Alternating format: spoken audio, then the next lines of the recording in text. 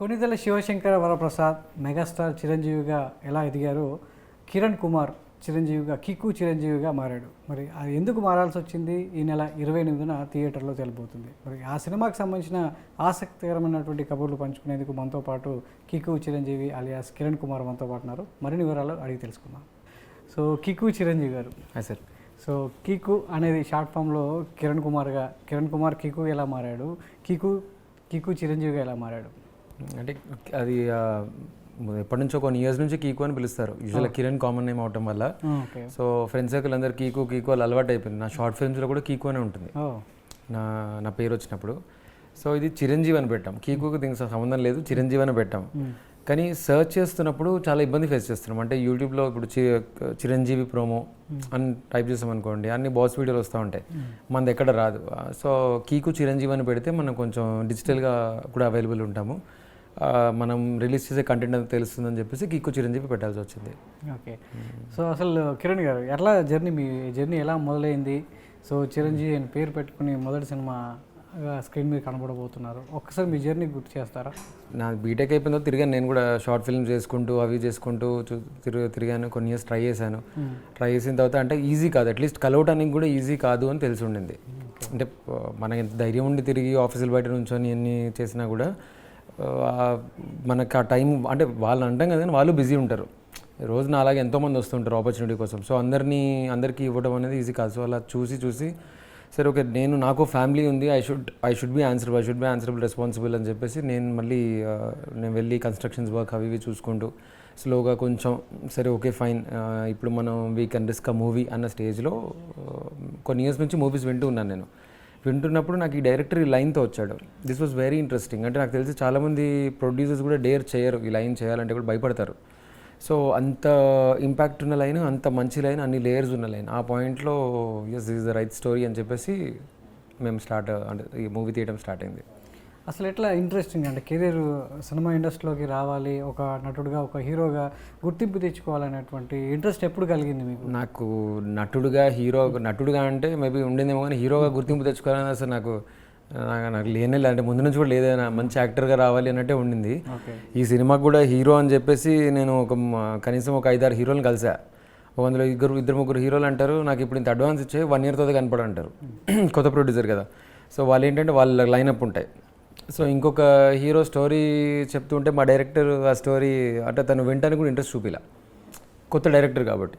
So అంటే ఇక్కడ నేను వాళ్ళని బ్లేమ్ చేయడం పక్కన పెట్టేస్తే ఇట్స్ నాట్ వెల్కమింగ్. మనం ప్రొడ్యూస్ చేస్తాము, నేనే కదా తెలిసి కొత్త ప్రొడ్యూసర్స్ ఎవరైనా కూడా ఏం బ్యాక్గ్రౌండ్ లేకుండా, ఆబ్లిగేషన్స్ ఏం లేకుండా నేను ప్రొడ్యూస్ చేస్తాము అన్నట్టు నేను అలాగే వచ్చా ప్రొడ్యూసర్లానే. ఈ మూవీలో నేను ఒక పోలీస్ రోల్ చేయాలి.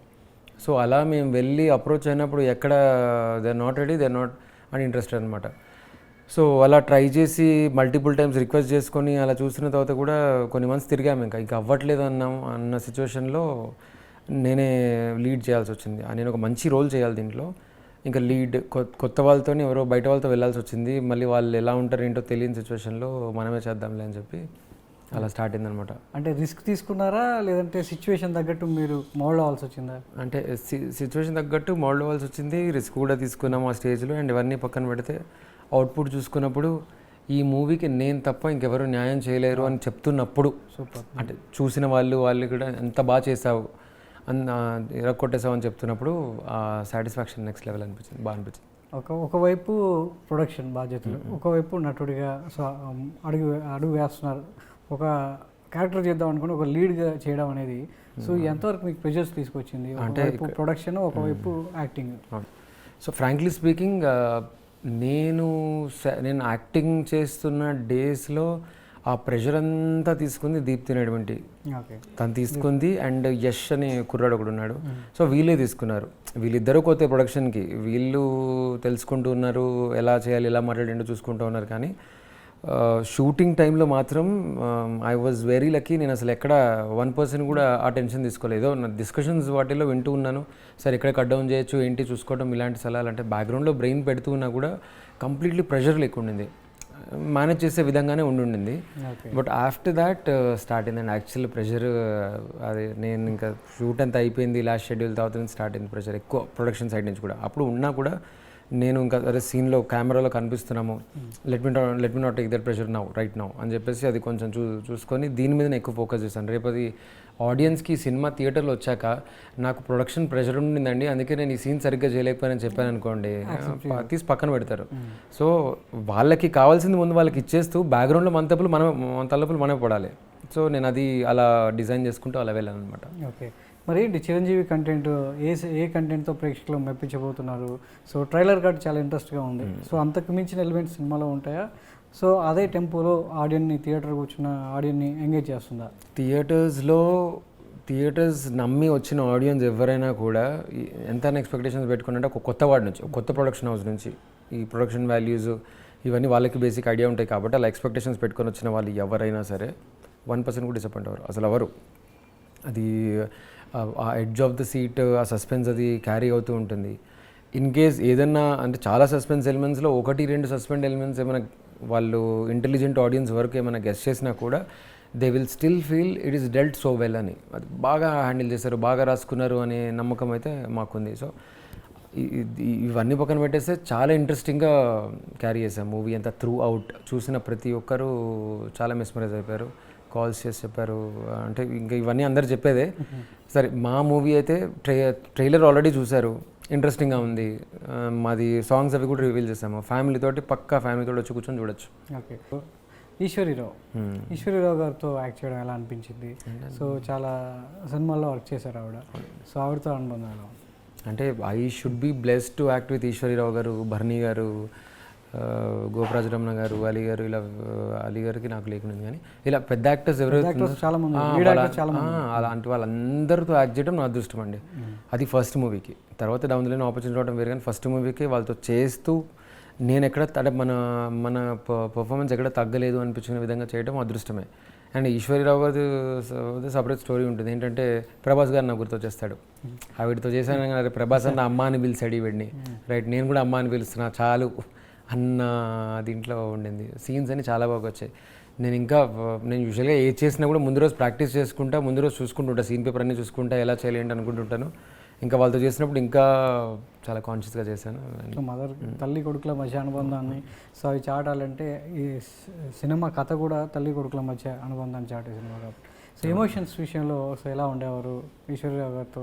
సో సీన్ ఏమైనా రీటేక్స్ అయ్యేదా, ఎలా ఉండేది? అంటే మీరు ఒక రీటేక్స్ పర్ఫార్మెన్స్గా ఎప్పుడు అవ్వలేదండి తనకు కానీ మాకు కానీ, వేరే యాక్టర్స్ కానీ ఎక్కువ.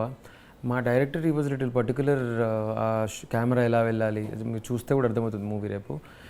ఆ టైంలో ఫోకస్ చేసేవాళ్ళు కానీ, ఫోకస్ వాళ్ళది ఎక్కువ డిఫికల్టీ ఉంటుంది కెమెరా మూమెంట్లో ఉన్నప్పుడు. సో అది కానీ టెక్నికల్ వల్ల టేక్స్ అవడం జరిగింది. కానీ ఈశ్వరీరావు గారిది ఒక సీన్ ఉంటుంది, హాస్పిటల్లో ఉంటుంది, ఇమోషనల్ సీన్ బాగా. ఆ సీన్ ఉన్నప్పుడు ఎన్ని టెక్నికల్ ఇష్యూస్ ఉండి చేసినా కూడా ఆవిడ ప్రతిసారి ఈక్వల్ సేమ్ పర్ఫార్మెన్స్, సేమ్ అదే ఇచ్చారు. Same goes with Bharani garu కానీ ఇలాంటి అందుకే వాళ్ళు సీనియర్స్ అయ్యారండి. ఇప్పుడు వస్తున్న వీళ్ళు మా దాంట్లో చేసిన కూడా చిన్న వాళ్ళు ఏదో ఒక నా మూవీ పోస్టర్ పెట్టుకోవడానికి కూడా పెద్ద ఏదో చిన్న సినిమా చేశాను అని ఫీల్ అవుతారు. కానీ నాతో భరణి గారు ఇంటర్వ్యూ చేశారు, ఈశ్వరీరావు గారు బయట ఇచ్చారు, అలీ గారు చేశారు, పెద్ద యాక్టర్స్ అందరూ నాతోటి ఇంటర్వ్యూస్ ఇవన్నీ చేస్తున్నారు. సో వాళ్ళు అందుకే అలా ఉన్నారు. ఓకే, మరి ఈ సినిమా ఆడియన్స్ ఎందుకు చూడాలంటే ఏం చెప్తారు? మంచి సినిమా వస్తే నేను చూస్తా అని చెప్పే ఆడియన్స్ ఎవరైనా కూడా ఈ సినిమా చూడండి. మీరు మంచి సినిమాలు ఇవ్వట్లేదు, నేను చూడలేదు అని అనుకో వాస్తవమే. పెద్ద సినిమాలు ఉన్నా కూడా మాకు కంటెంట్ సరిగ్గా లేదు, మాకు చిన్న సినిమా కంటెంట్ ఉన్నా కూడా నేను నడిపిస్తాను, ఇలా ఫీల్ అయ్యే ఆడియన్స్ అందరూ ప్రతి ఒక్కరు ఈ సినిమా చూడాలి. వాళ్ళకి అర్థమవుతుంది చూసిన తర్వాత కరెక్ట్ ఇది చాలా మంచి కాన్సెప్ట్ ఉన్న మూవీ అని.